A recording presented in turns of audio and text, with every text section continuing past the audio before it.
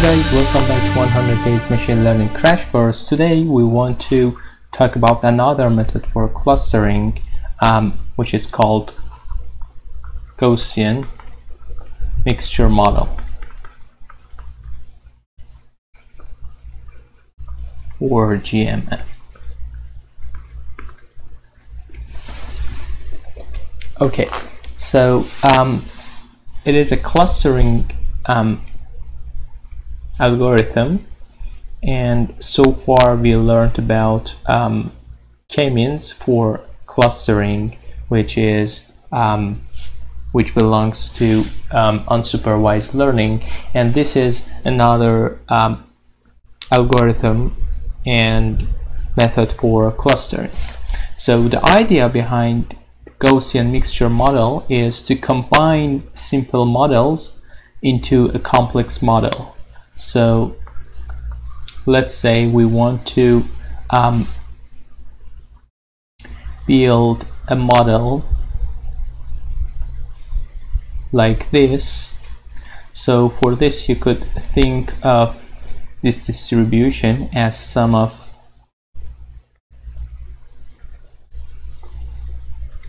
some Gaussian distributions with different means and different variances. Okay, so the sum of these three, if we combine these models, we could get these this complex model. So in other words, we want to write the model as the sum over all. In this context, we want to talk about clusters, so from 1 to k, pk, and so this is a Gaussian distribution with mean vector mu k and covariance matrix of sigma k. And so pi k, called mixing coefficient, and so this is the component of what we mix to build this kind of models. So, and we have some conditions on the mixing coefficients, because we want to have the right mix. We should have h of pi k is greater than or equal to 0, and the sum of them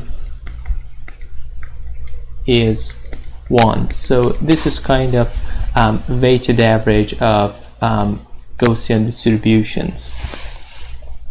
And so this is actually useful for clustering. For example, let's say we have some data like this. Then if we choose k equal to 2, means that we want to have 2 clusters. Then if we fit GMM, or Gaussian mixture model, on this data, then we have 2 probably Gaussian components in these 2 clusters. Likewise, if we just use, here we have the same data, if we use just one Gaussian distribution to fit on this data, probably we have this Gaussian distribution. So actually this Gaussian distribution is a 3D, because it has some value, but in here we just draw the contours of the Gaussian distribution. Because for 1D, let's say if we have just some data like this, in this example, the Gaussian distribution will be something like this, probably. And so in here we have if the data in here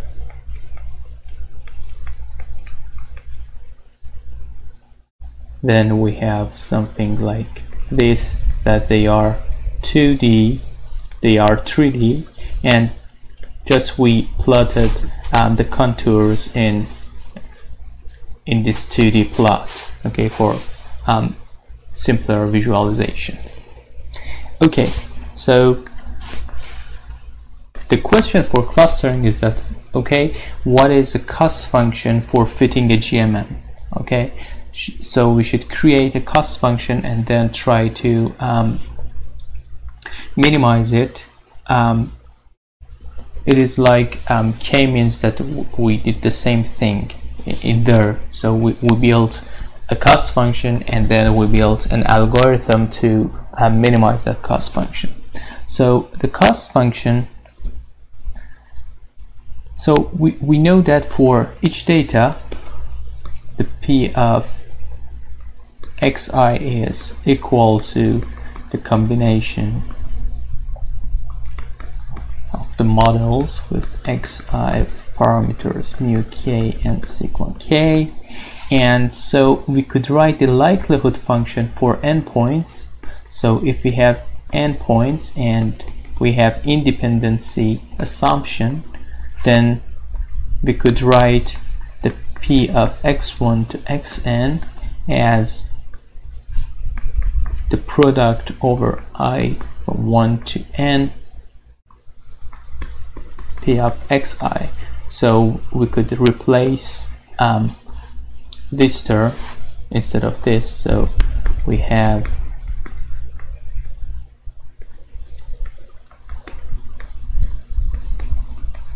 pi k and xi with parameters mu k and sigma k in here. Okay, just not, I hope that you are not confused with sigma k. With sigma, this is a covariance matrix, and this is the meaning that the sum over all k. Okay, now we could write the negative log likelihood to create a cost function. When we use negative log likelihood, means that we want to create the cost function to minimize it. If you remembered in previous sessions, we used log likelihood and then we maximized it to and we called it maximum likelihood. Okay, but if you want to minimize it, you could minimize the negative log likelihood instead of maximizing the log likelihood itself. Okay, so we could write that it is equal to minus I from 1 to n, which is the data points, the log of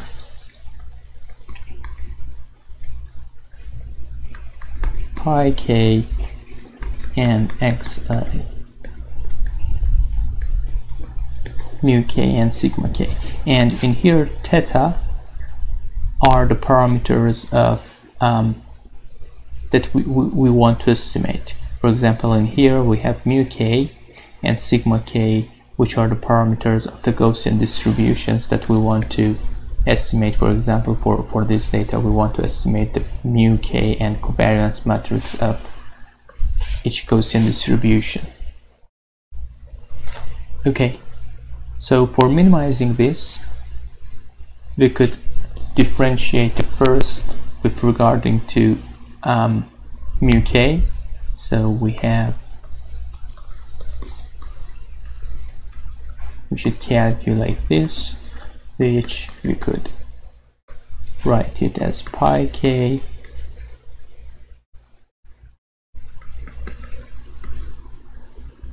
mu k and sigma k over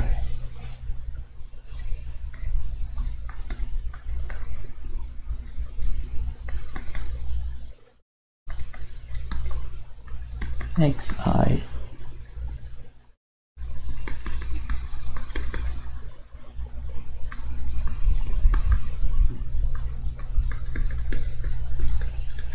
Okay, so we have something like this, and if we set that to 0 to get the answer for minimization with regarding to mu k, and if we call this term gamma ik, then we have sum of I is equal to 1 to n gamma ik mu k is equal to sum I1 to n gamma ik xi. So you could simply derive mu k as 1 over nk I from 1 to n gamma ik xi, where nk is actually sum of 1 to n gamma ik, and gamma ik is ik n of xi with parameters mu k and sigma k, and over j over the sum of pi j n of xi with mu j and sigma j. Okay, so if you see the mu k, it is kind of weighted mean of the points. Okay, so if you look at it a little carefully, you could see that it is kind of similar to k-means, but we don't have hard assignment in here to calculate mu k, and we use all the points to calculate mu k. So if you remembered in k-means, for centroids, then for centroid we assigned data points to a centroid, to a cluster, and then for calculating that centroid, or in this case mu k, we calculated the average of these cluster points. But in here we have a weighted sum of all the points, but clearly these points have less weight in this calculation for calculating the centroid of this cluster. Now I hope that you get the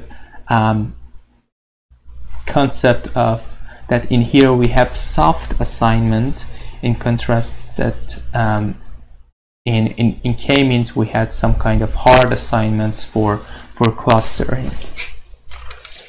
Okay, and obviously gamma ik is between 0 and 1. And if we differentiate that negative log likelihood with regarding to sigma k to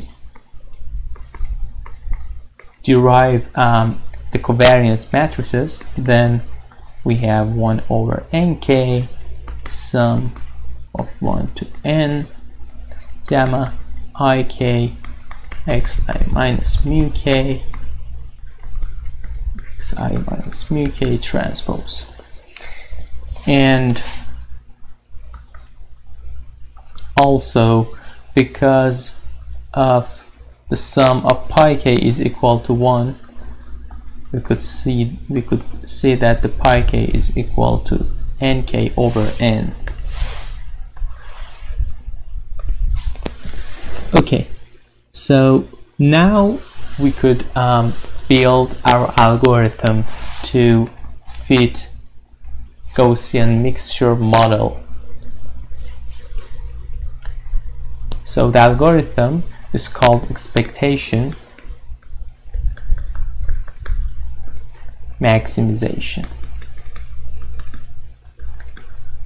So again, like k-means, it has 2 steps for iterating over the steps. So step 1 is expectation. So in expectation, we compute responsibilities using current parameters mu k and sigma k. So we initialize mu k and sigma k, and so we have some values for mu k and sigma k. So we could calculate the gamma ik is equal to pi k n of, because we initialized the parameters, we could calculate the gamma ik in here, pi j xi. Okay, so this is the first step. After calculating this, in a step 2, which is called maximization, we re-estimate the parameters using computed responsibilities. So like in k-means, we updated centroids. Now in here, the first step is to somehow soft assignments of data points. So in k-means, again, I want to build for you an analogy between the GMM and k-means. So in the first step, we calculated the nearest point to the centroids to assign data points a label or a cluster. And also in here, the responsibility calculating is something like this in k-means. Now in step 2, we updated cluster centroids in k-means. So we do the same thing in here. So we should update mu k and sigma k in here in maximization. So now we could update mu k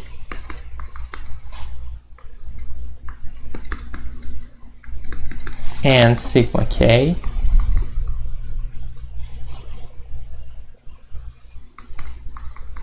I hope that this is not confusing to have two different sigma meaning in here. Xi minus mu k times xi minus mu k transpose. And now you know pi k is equal to nk over n, and nk is sum of gamma ik. And actually we repeat until convergence. So we repeat after mu k and sigma k are converged to some specific things or value. So this is GMM and for Gaussian mixture model, and it is a powerful method to for clustering, because actually we could estimate lots of different distributions with proper number of Gaussian components. So if you know proper or suitable number of components, Gaussian components, to estimate a distribution, then this algorithm works very well, because the k in here is so important for real world application that you should set the k in here, as well as in k-means also you should set k for number of clusters. Okay, now we want to see the some examples in scalar. Okay, before see how to use GMM in scalar, let's see a very good animated GoEM algorithm to see how GMM works. So in here you could see the log likelihood. So instead of negative log likelihood, which we wanted to minimize, in here we have log likelihood which we want to maximize. So you could see here we have 4 different Gaussian distribution as a components, and then this is the process of changing variances, changing covariances matrices, and mu k's or the mean value of the Gaussian distribution to fit on this data. So as you could see, it works pretty well to cluster this data. Okay. Another point that is worth to mention is that the type of different covariance which we could impose on the covariance matrices. For example, sometimes you want to have spherical components in the space. So in here, for example, as you could see in some iterations, you have some elliptical components, which means that your covariance matrix is not spherical, or in other words, the eigenvalues of the covariance matrix are different a lot. So you could impose some constraint on your covariance matrix. For example, if you set that to spherical, so to use GMM, you just import from mixture models, you import Gaussian mixture, and for using that, it is pretty straightforward to you just in here you use the Gaussian mixture model and fit it on your model. It is like k-means, but the point is that in here, as you could see, we could set covariance type to have different kind of components. So in here we have spherical Gaussian components, or in here we have diagonal covariance matrix, and so on. So you could impose your prior knowledge on your data. For example, you know that your data should have some spherical Gaussian components, so it is good to impose that constraint on your covariance matrix in when you want to apply GMM in here.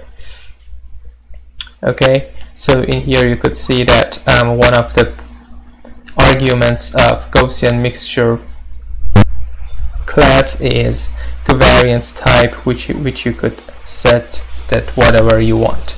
After that, after fitting your estimator,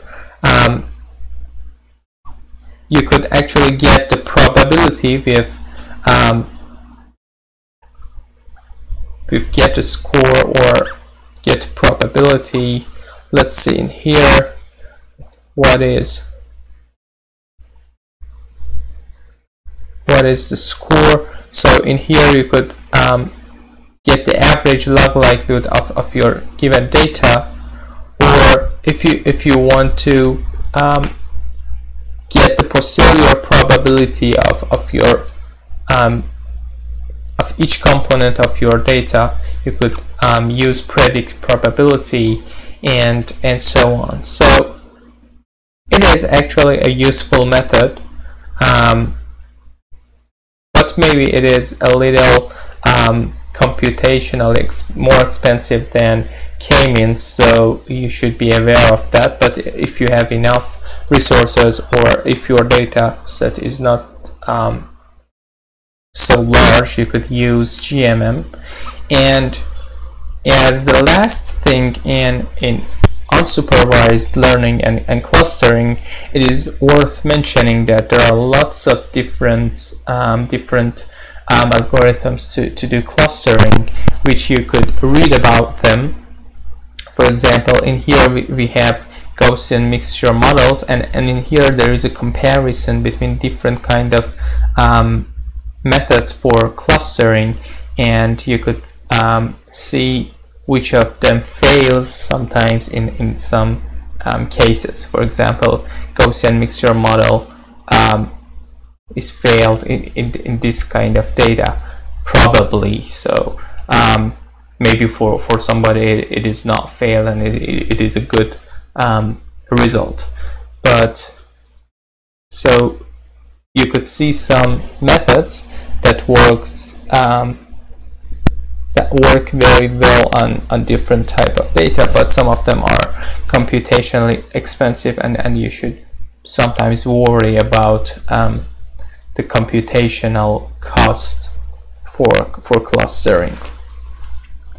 Okay, yeah, that's it. I think it is enough for this session, and I hope that you enjoyed from the unsupervised learning and clustering.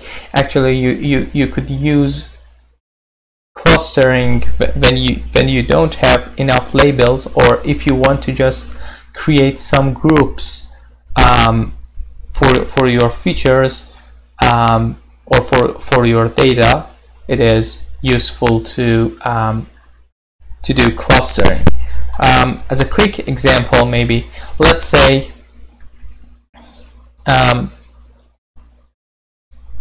you have some 1D data.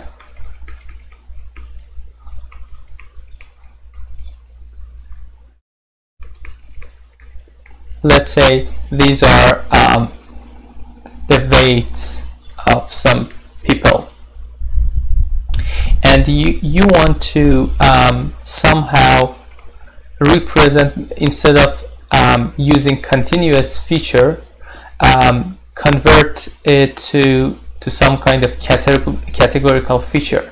So because it probably helps your performance of classifier. So if you want to use this as continuous variable, then it could get probably 0 to plus infinity, which is a very large range, and maybe your classifier is confused in this large range. But you could limit this range with cluster your data. So in this example, if you create 3 different clusters, then you will have probably this region as one cluster, this region as another cluster, and this region as another cluster.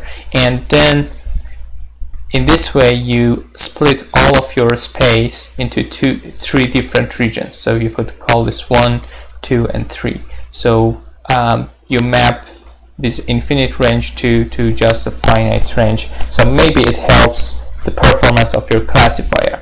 And this is a usage of unsupervised learning in even supervised learning. So if you want to pre-process your data and have a feature engineering before your training of classifier, you could use